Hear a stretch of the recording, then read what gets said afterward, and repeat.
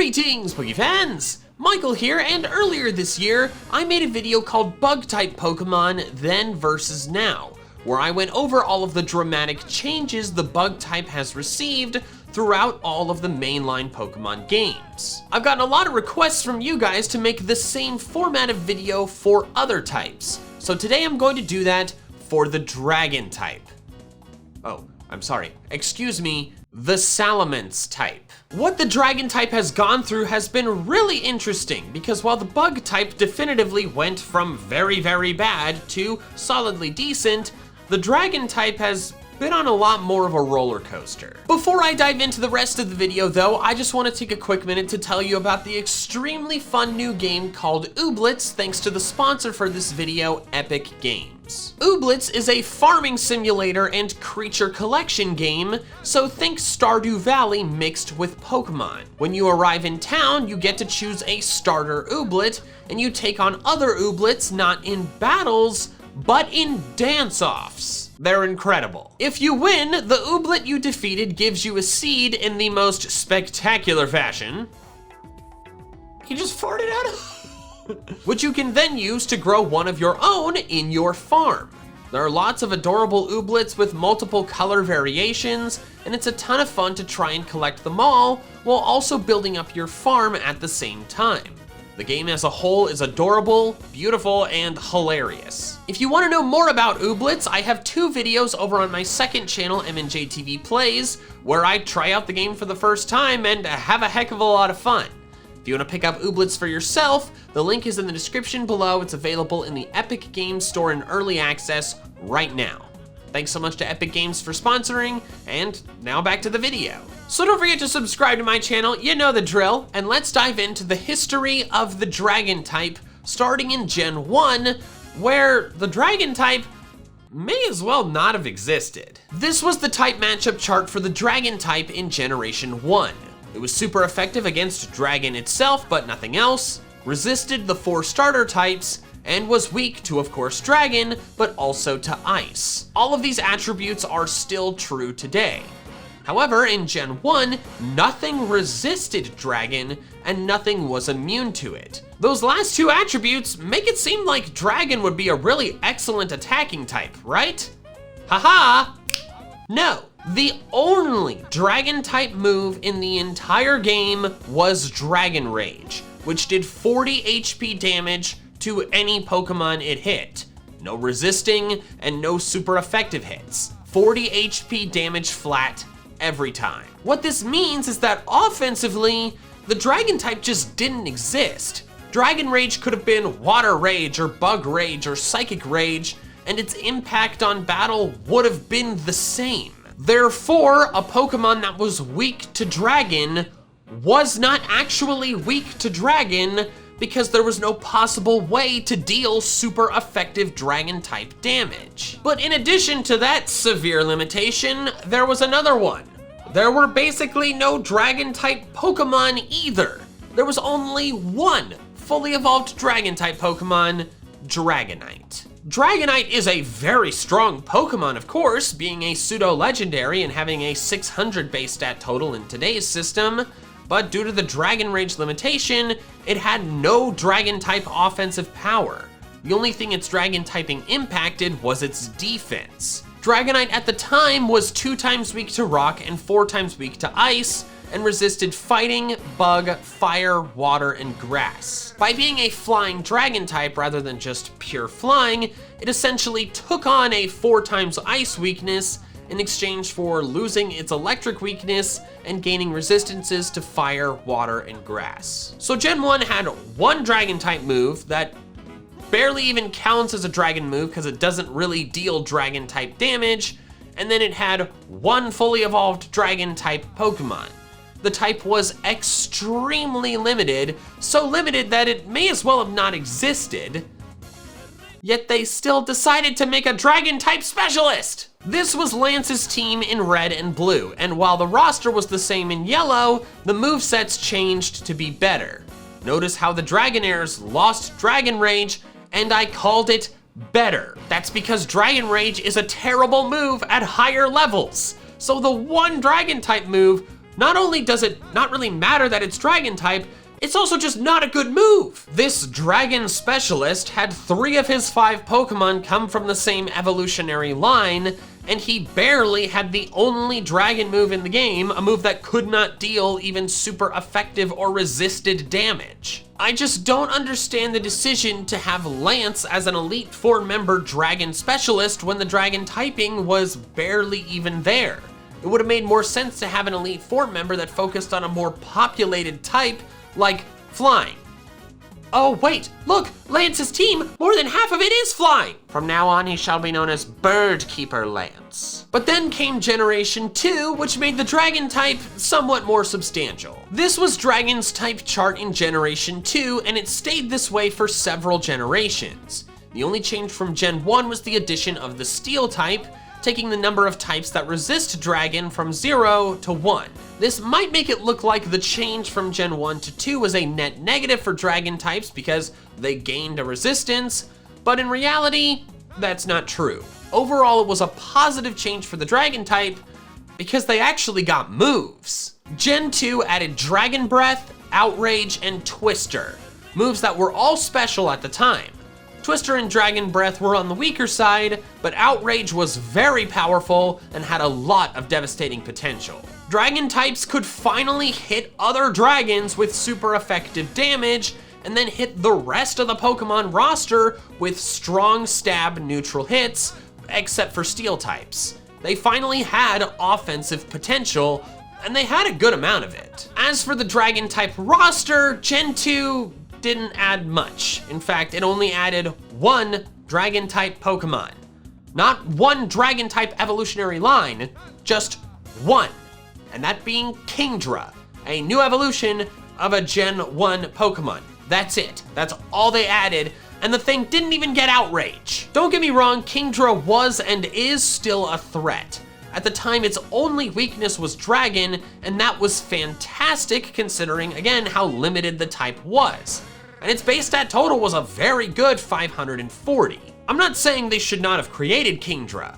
I'm saying they should have given Kingdra more friends. So Gen 2 improved the Dragon type by a bit. Dragonite was now a very potent threat thanks to Outrage, and Kingdra was also a very solid Pokemon. But those were the only 2 fully evolved ones. The type was clearly still very limited, so I guess the right thing to do is just toss on another Dragon Specialist, huh? Claire, the Dragon type gym leader, had 3 Dragonairs and a Kingdra. So while all Dragon types, it was severe overload in the Dragonair department. Lance was upgraded to Champion and had Pokemon with better movesets, but now his team was actually all flying types. Lance the Dragon Master? Nay, Lance the Bird Keeper. So Gen 2 was an improvement for the Dragon type, but it was still kind of a weird type. But then came Generation 3, and here's where things really started to pick up steam. Only 2 new Dragon moves were added, but they were good ones. Dragon Claw wasn't as strong as Outrage, but it didn't have the locking in and confusion drawbacks, and therefore was a high quality alternative. Dragon Dance was the first Dragon status move, and to this day is one of the best boosting moves out there. It wasn't as good though when it was first added, because Dragon Dance boosts physical attack and speed, and at the time all Dragon type attacks were special moves. That wouldn't remain the case forever though. The moves that were added were nice, solid moves, but another really big impact was on the Dragon type roster. Gen 3 was the first generation to add more than 1 fully evolved Dragon type, and they went all out. Flygon, Altaria, the pseudo-legend Salamence, Latios, Latias, and Rayquaza burst onto the scene, all with stats on par with or better than the previous Dragon types. The weakest of them was Altaria, with a base stat total of 490, and that's the weakest. Flygon was 520, the Latias and Salamence were 600, and Rayquaza was 680. The Dragon type was swiftly changing from a type that was barely there to one that posed a serious threat. The Hoenn region added the Dragon Specialist Drake, who had a much more varied team than previous Dragon Specialists, especially in Emerald. Lance returned in Fire Red and Leaf Green, but his roster was as limited as it was before due to not having access to the new Hoenn Dragons. But at least their movesets were better. So Gen 1, Dragon type, barely there. Gen 2, Dragon type, there's a few of them with good moves, but that's it. Gen 3, quite a few more Dragon types with quite a few good Dragon moves. And then Gen 4, oh my god, they dominate. 5 new Dragon type moves were introduced in Gen 4, but we don't care much about Roar of Time and Spatial Rend since they're legendary signature moves. Draco Meteor was probably the most important new move added, becoming the new strongest dragon move excluding Roar of Time. Its massive power level and the fact that only steel types could resist it made it a staple of competitive play. If you were using a special attacking dragon type, you were using Draco Meteor since it could be taught to any dragon type. Dragon Pulse was much weaker than Draco Meteor, but it had none of the drawbacks that Draco Meteor had, so it got more use as well, more for playthrough Pokemon.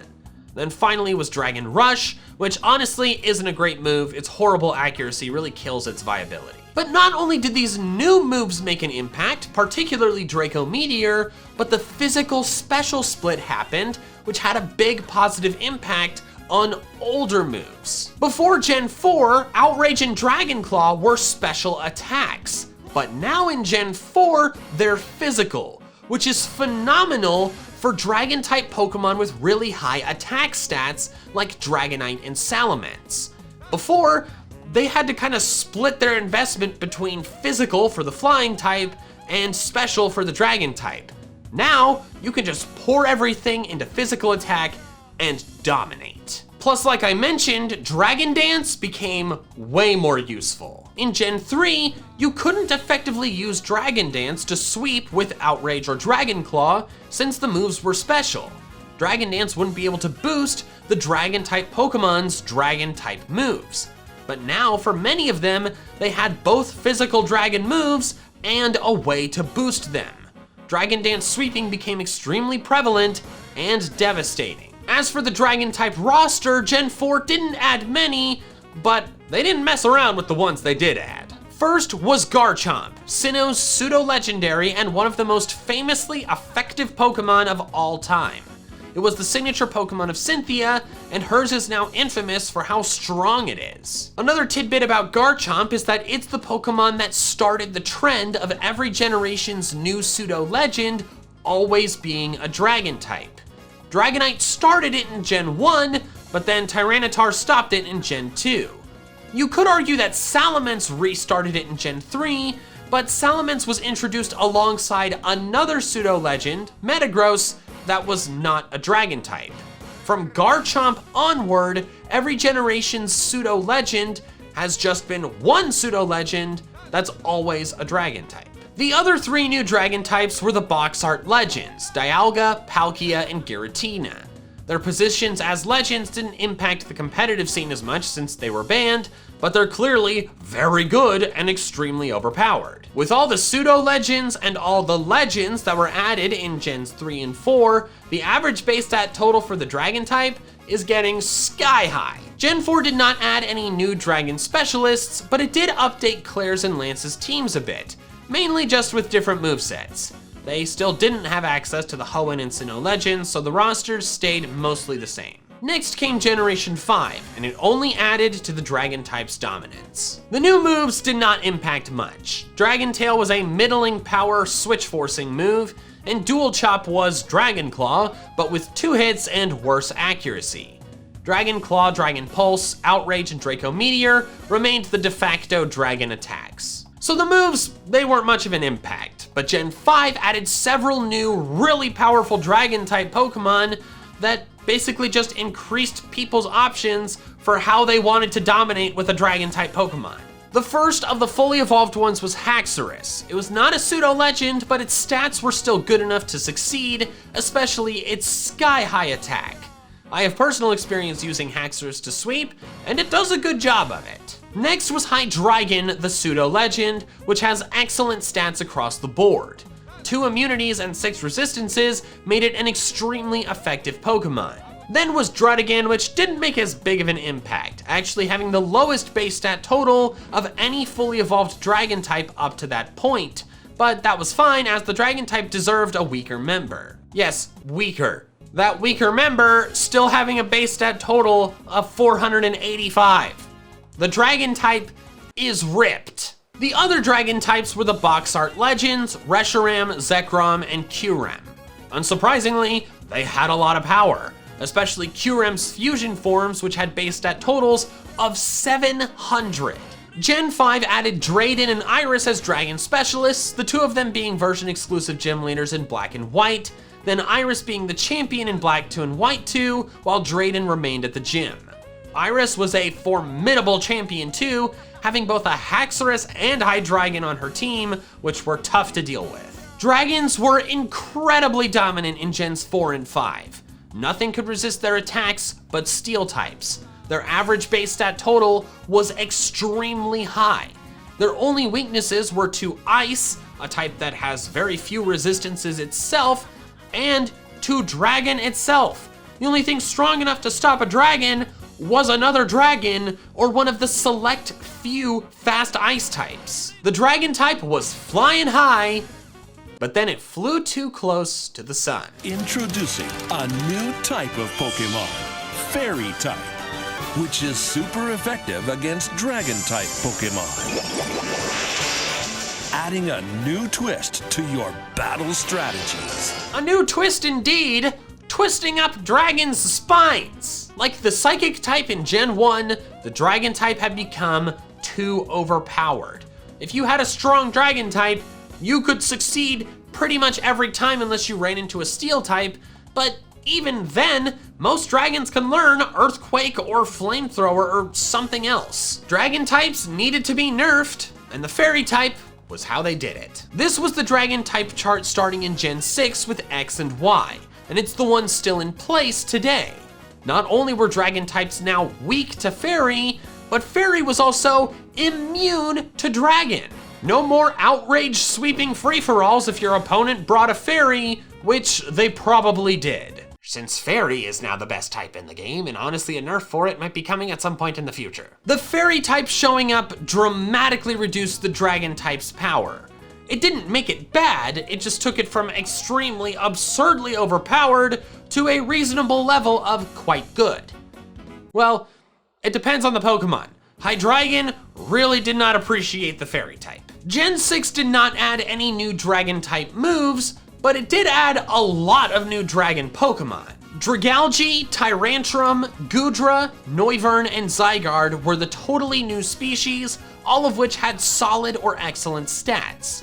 Goodra was of course the pseudo-legend, and is actually the only single-typed pseudo-legend to date. They also added a lot of Dragon-type Mega Evolutions.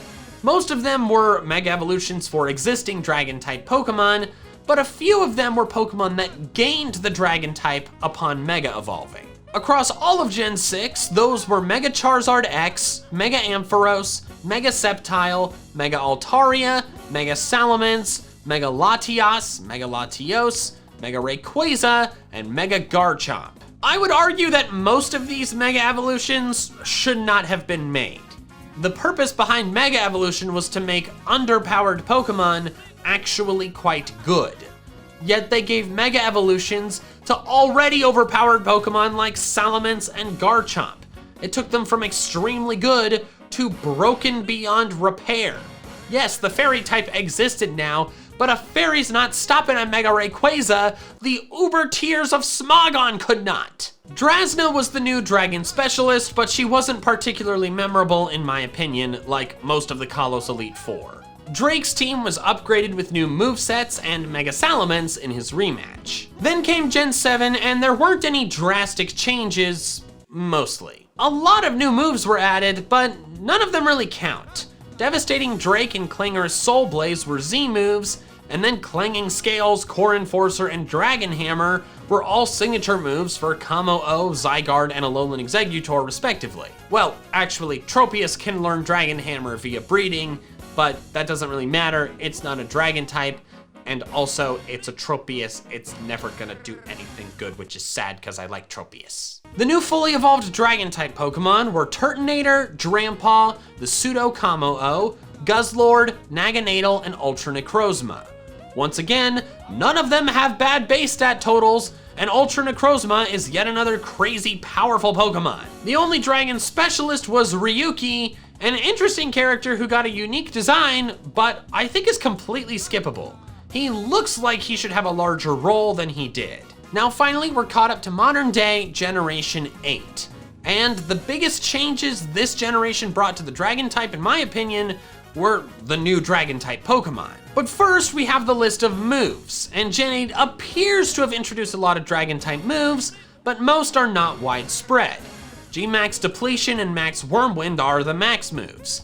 Clangorous Soul, Dragon Darts, Dynamax Cannon, and Eternabeam are all signature moves for Kamo-O Dragapult and Eternatus, Eternatus having the last two. Breaking Swipe is an attack-dropping spread move, and Scale Shot is the new Isle of Armor move that's multi-hit and impacts the user's stats. I'll be honest, I don't know much about how widely Breaking Swipe or Scale Shot are used, especially Scale Shot since it's still a pretty new move, but I'm pretty sure most people still opt for the big four of the Dragon moves: Dragon Claw, Outrage, Dragon Pulse, and Draco Meteor, assuming the Pokemon they're using doesn't have a better signature move.